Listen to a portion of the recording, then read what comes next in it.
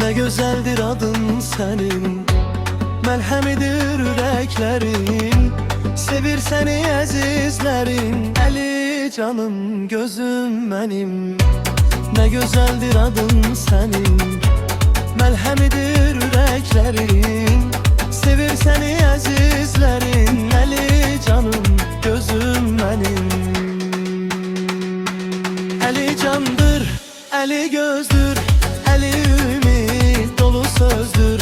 Sana sevgim tükenmezdir, kalbimdeki en büyük həzdir. Əli candır, əli gözdür, əli ümit dolu sözdür.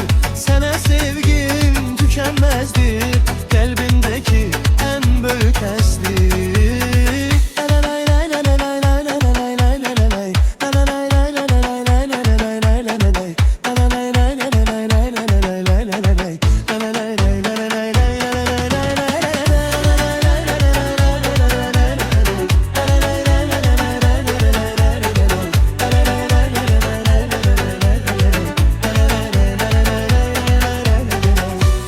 Adın çekiləndə əli, gözlərimdən nur parlayır. Sevgiyle səslənəndə hər çağırış qəlb oxşayır.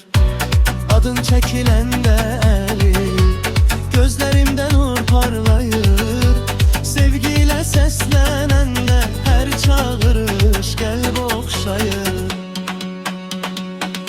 Əli candır, əli gözdür, əli ümit dolu sözdür. Sana sevgim tükenmezdir, kalbimdeki en büyük həzdir. Əli candır, əli gözdür, əli ümit dolu sözdür.